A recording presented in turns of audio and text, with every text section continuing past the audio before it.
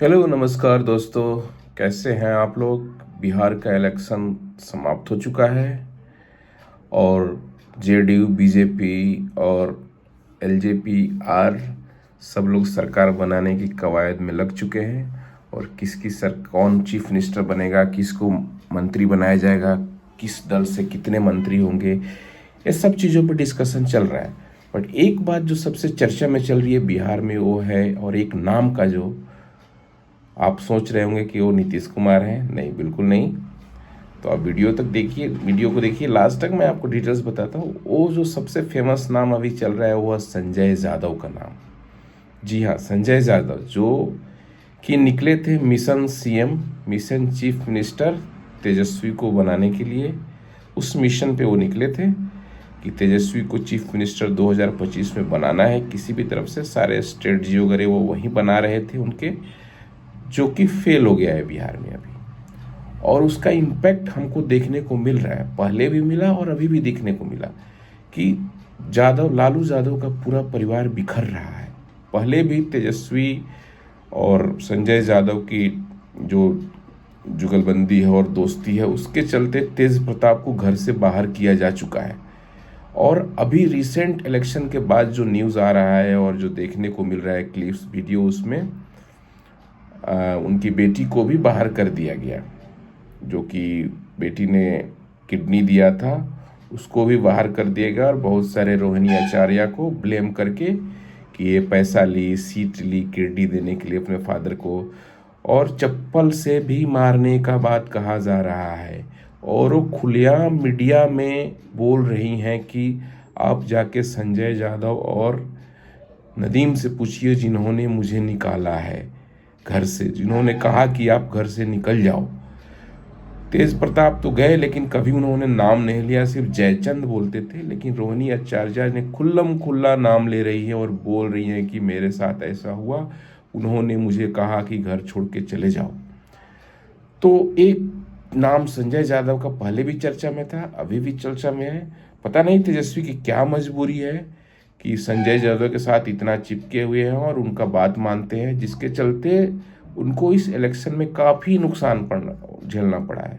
लालू यादव जब अपने समय के थे तो उनसे जो पब्लिक थी, जो गांव के गरीब दबे कुचले लोग थे, वो डायरेक्टली उनको मिलते थे। लालू यादव उनके साथ बैठते थे, उठते थे, बातचीत करते थे, उनके सुख दुख में खड़े रहते थे, हंसी मजाक करते थे।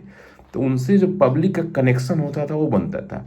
जो चीज़ इस इलेक्शन में मिसिंग हो गया, क्योंकि इनके तेजस्वी और बीच में ऐसे ऐसे लोग थे, जैसे संजय दाजा हुआ और भी कोई लोग थे, जो डायरेक्ट जनता से कम्युनिकेशन नहीं करने दे रहे थे। और इस चीज़ के लिए जनता तो छोड़िए, बड़े बड़े नेता भी हैं, जैसे महतो जी नेता हैं, या उनको भी मिलने नहीं दिया जा रहा था टिकट लेने के टाइम पे। और वो उनकी वाइफ खड़ी थी और उनको नहीं मिलने दिया जा रहा था। जो वार्षलीगंज के विधायक थे, पहले जेल में थे, अभी बाहर निकले महतो जी। और परेशानी ये हो गया कि पब्लिक ऐसे उनसे टूटती गई, नाराज होती गई, और नतीजा आप देख सकते हैं।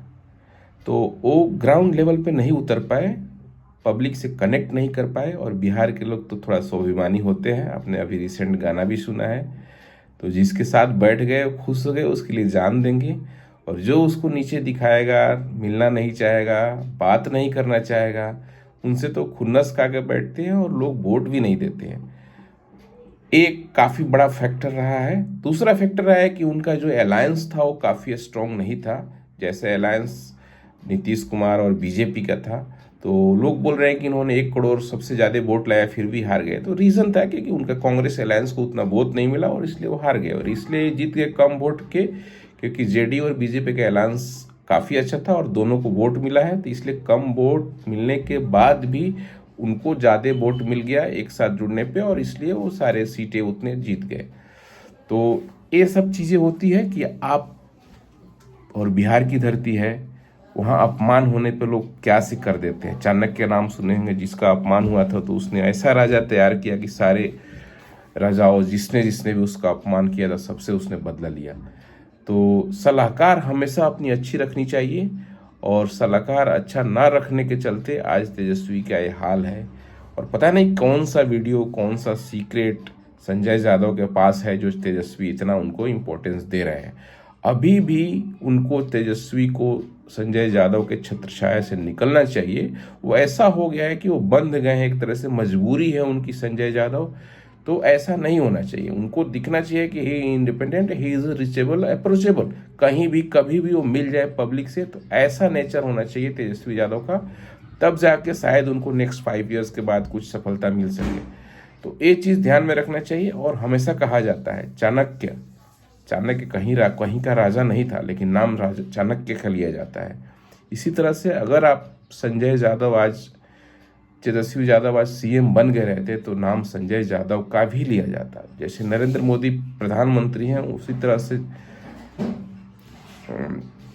अमित साहब का नाम लिया जाता है कि चाणक्य वही हैं, वही सब कुछ करते हैं, प्रधानमंत्री नरेंद्र होने के बाद भी, नरेंद्र मोदी के होने के बाद भी। तो उसी तरह संजय यादव भी लाइमलाइट में आ सकते थे, लाइमलाइट में अभी भी है, बट गलत कारणों के चलते, गलत रीजन के चलते। अगर वो जीत गए रहते तो बिल्कुल लाइमलाइट में रहते, तेजस्वी से ज़्यादा पावरफुल हो दिखते। बट वैसा हुआ नहीं, क्योंकि उन्होंने बिहार के इमोशंस को समझा नहीं, बिहार के लोगों को नहीं समझा है। तो तेजस्वी को चेंज करने की ज़रूरत है। और हमेशा कहा गया है कि सलाहकार अपना अच्छा रखिए। महाभारत का एग्जाम्पल आप देख सकते हैं, महाभारत में पांडवों की विजय हुई क्योंकि उनका सलाहकार श्री कृष्ण थे, और दुर्योधन की हार हुई क्योंकि उनका सलाहकार शकुनी था। तो हमेशा अपना सलाहकार, किसके साथ आप उठते बैठते हैं, अच्छे लोगों को रखिए और आप जिंदगी में सफलता पाएंगे। तो तेजस्वी का अभी काफ़ी मैटर हाई चल रहा है और पूरा परिवार बिखर गया। आप देख सकते हैं कि सब कठिन समय आता है तो परिवार एक होता है, लेकिन उसके बाद भी वो परिवार को तोड़ रहा है। तो अभी भी तेजस्वी, थोड़े से भी उनके पास बुद्धि है, 7वीं फेल है, 9वीं फेल है, कोई मैटर नहीं करता, बट उसका लाइफ का एक्सपीरियंस है। तो उनको समझना चाहिए कि हमारे परिवार को तोड़ रहा है। इलेक्शन के बाद भी रोहिणी आचार्य गाली देते, रोते हुए घर से बाहर निकल गई।